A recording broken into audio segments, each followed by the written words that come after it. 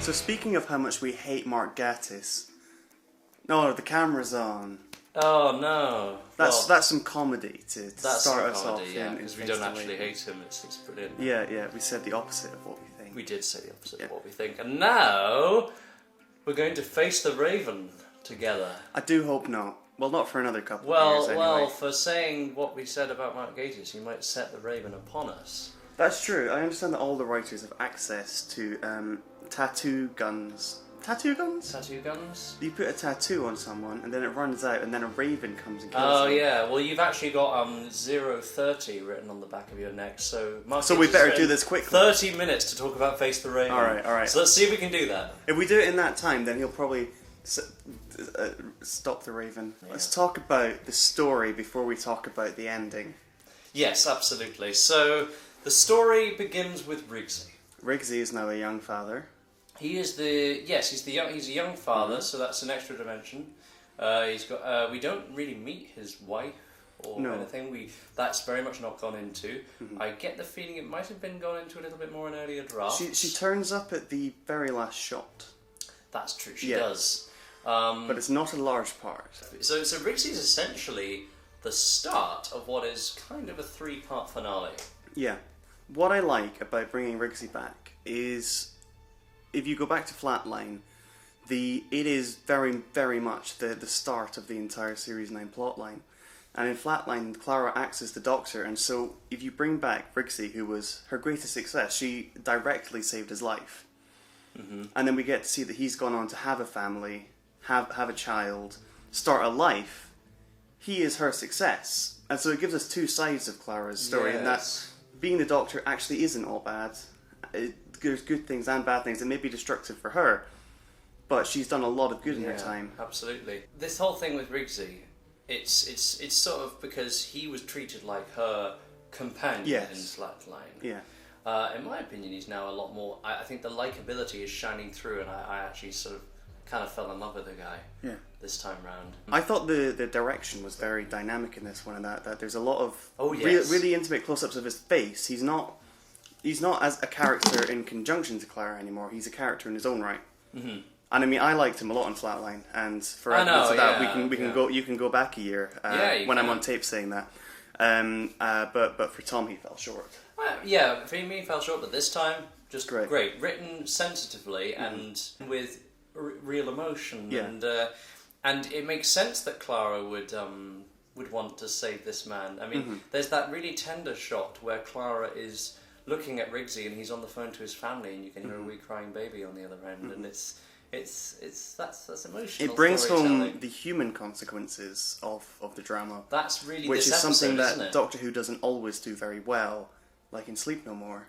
It's a beautifully told story. I think this is a brilliant episode overall. Yeah, well, I think, and I've only seen it once, but I remember being very struck by the imagination of it. Oh yes. And how they use all of the components of Doctor Who, but they do it in very different ways. Like, you've still got the sonic sunglasses, but they use them to much to many's dismay. Not to many's dismay. I thought they were great this year, to be honest, and I was sad when they went away. This series. That's part of the series. Yeah. They fit into Capaldi's Doctor as well, in that he's an old rocker.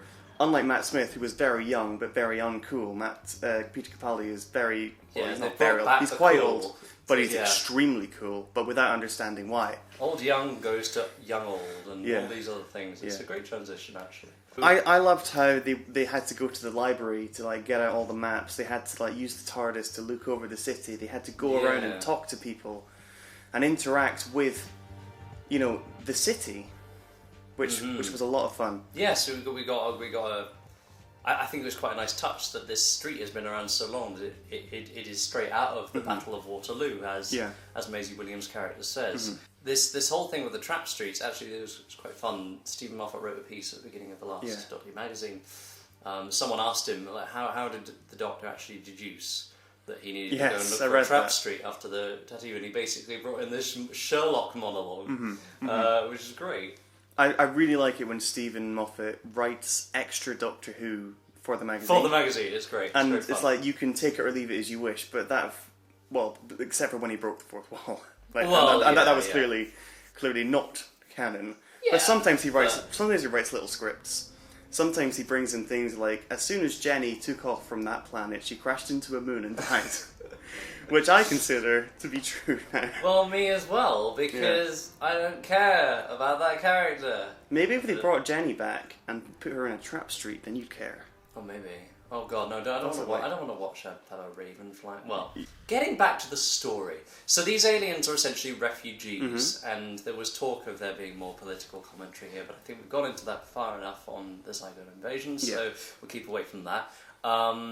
Lots and lots of inventive alien creatures that disguise themselves from as my humans, point of flicker view, from one to the Syrian other. refugees, good, bad, don't care. As long as there's a white Hermione. That'll just show just how late after the episode we recorded this. Yeah. But people already know that because they're listening to that's this quite several topical. months after the that's time of topical recording, right topical, now at time of recording. So Ashildr wasn't originally in this script, as I told you yesterday. She was originally this alien mare, female. Yeah. And the trap street was very much its own entity, but actually, now I think about it, I think it's actually quite a nice touch that Ashildr is doing this because she's taking care of planet Earth. She's yeah. It upon says a herself when the lot Doctor about the failures of Stephen Moffat as a showrunner, in my opinion, in that you can tell that at the very last minute he's making huge changes to the overall thing. In things like Series 8, it completely ruined it, in my opinion, but in this, it all holds together. And I don't know if that was because he was lucky in like hiring slightly better writers, maybe, who were more able to adapt to the things that he changed. It feels like that to me, because remember how much inconsistency there was in Series 8 with the Doctor and with Clara and with everything, really, to me. Yeah. It just felt like a mishmash of it. Blech. A mishmash of blech. Yeah, that's how I'm going to describe it. Series 9, they know what they're doing. Series 9 is a mishmash of, I guess Would you say so? Yeah. A mishmash of, I like that. All right, very good. Yeah. Did you like the progression of Ashildr's character, and do you think that Maisie Williams is a strong enough actress to pull it off? To be honest, a lot of people don't. I know, right? And I do. I thought she was great all the way through, to be honest. Yeah. There was a little bit of bias going in because I've always liked her anyway. I've always thought she was a good actor. Mm-hmm. Yeah. Well, no, she was fine. Why is she so unpopular amongst general audiences? Which is the impression I've got. Audiences. Yeah, a salute to the general audiences from being the millions who keep the show alive, obviously. But I'm just wondering, what is it about Ashildr that's not really clicked with a lot of people? Ashildr, if you Missy know. in Series 8, River Song, Clara, Amy Pond. What links all these women? They were created by Stephen Moffat, and they're women, and people don't like the way that Stephen Moffat writes women. We're not women, so we can't understand if they're inaccurate or I think Amy slightly... Pond has problems in the way she's written sometimes. Well, Amy Flond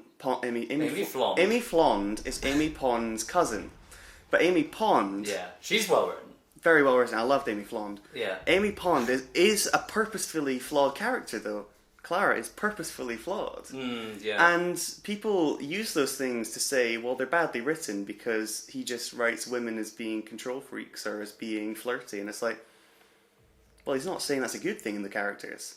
And Amy Pond grows out of that over the course of her time on the show. That's true. She becomes a grown-up, she matures. And the whole point of her story arc is that her friendship with the Doctor represents her innate immaturity. And that in choosing Rory, she grows up and she chooses adult life.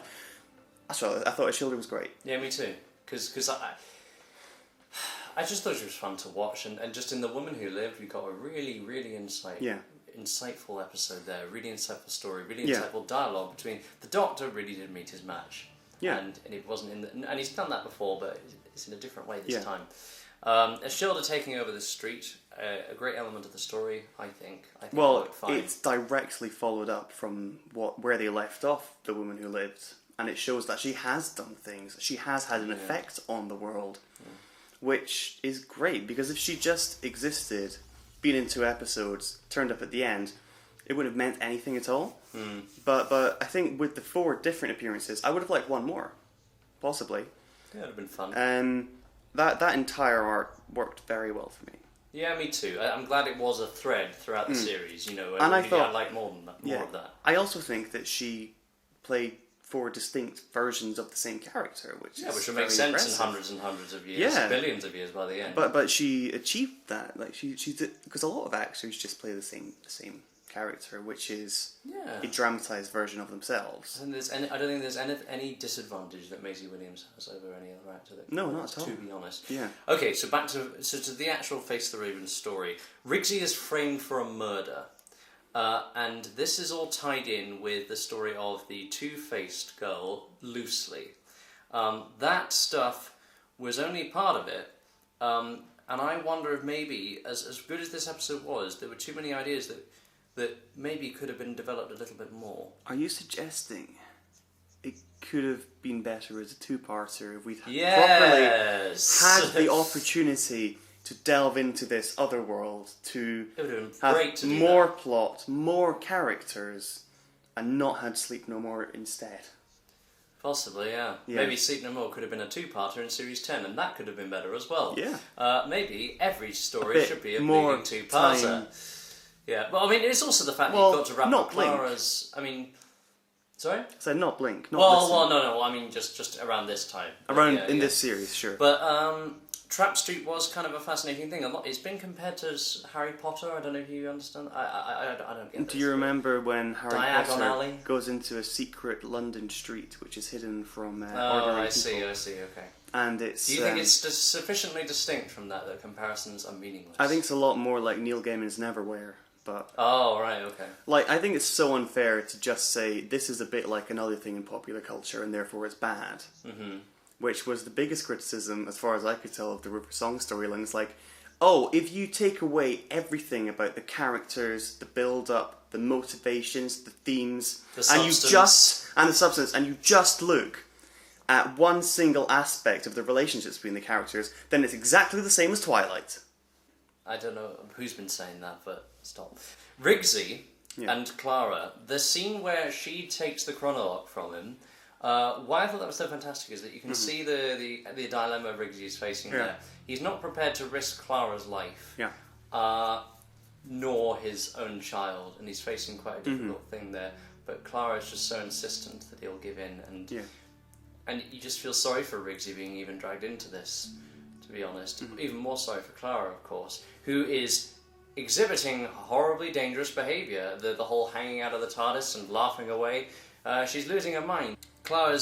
Anyway, that scene overall, brilliantly emotional. I thought Peter Capaldi absolutely bloody nailed it. The redness in his eyes, there's not even any tears, but there's so much love for Clara. Just the tender moment where he kisses her hand. That's something only the love between Doctor and companion can...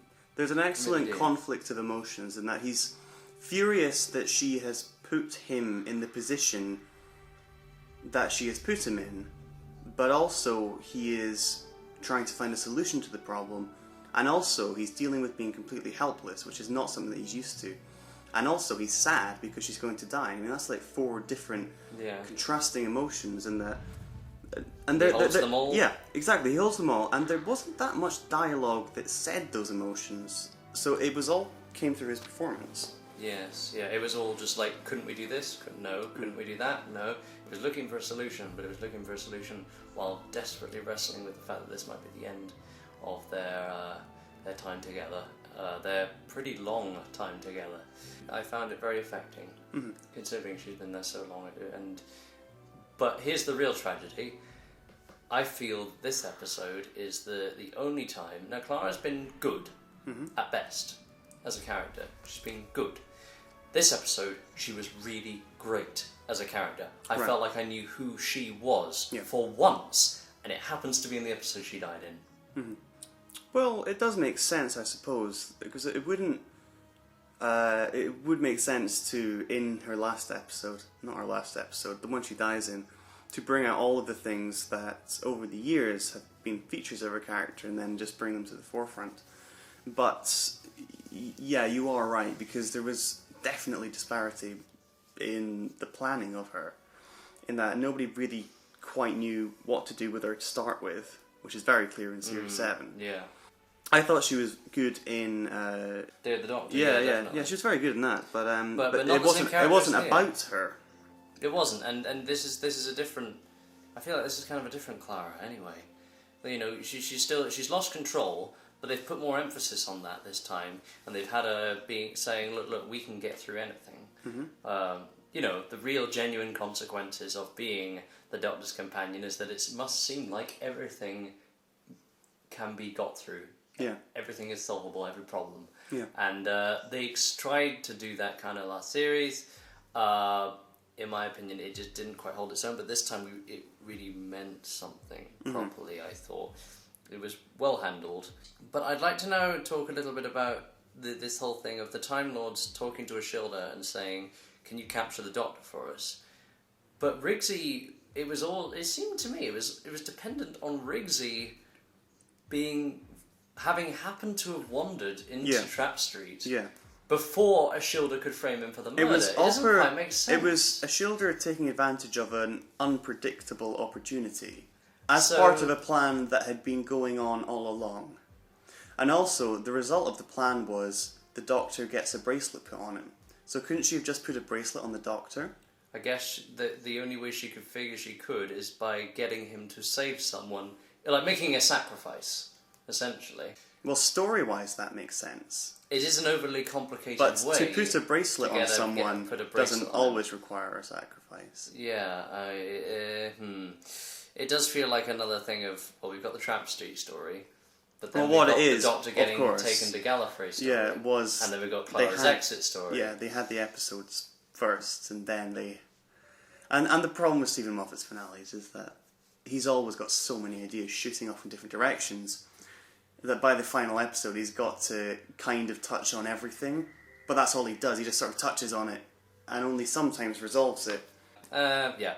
So, overall, loved Face the Raven. I liked the sort of occasional humour of the episode, and I just wish I had no idea going in that Clara was going to die. I'd have preferred to have gone in and it just be this huge shock. But the promotion for it basically just immediately told us, Clara will die here. Yeah. Peter Capaldi goes on Graham Norton. Clara will die in this episode. And it's just like, well, thanks. I didn't need that. You could have surprised me with Davros. Why couldn't you surprise me with this? Is my opinion there. But I still thought it was hugely affecting, so it doesn't matter too much. Overall good? Overall impressed? Overall good. Overall good, right? Not overall great. Perhaps we'll rank at the end. Let's rank it at the end, okay. Yeah. I'm delighted to say that your chronologue has not run out. I get to live, Gatiss. Gatiss is going, damn you, right now, and we're all much like Mycroft Holmes. He's sitting in a gentleman's club. Yep, reading a newspaper. And he's listening to us live, and he's going, well, that was insightful. Yeah. And so he'll let me live another day. And so the chronologue is transferred over to me for the next discussion. Oh gosh. Oh no, it's even less time. There's a bit of tension there. Oh no, it's okay, it's 2 hours. It's 2 hours. Well, I think we'll get this done. So heaven sent, that'll be fine. Alright, goodbye everybody. Don't forget to click below to subscribe to the official Bird Nomahawk YouTube channel.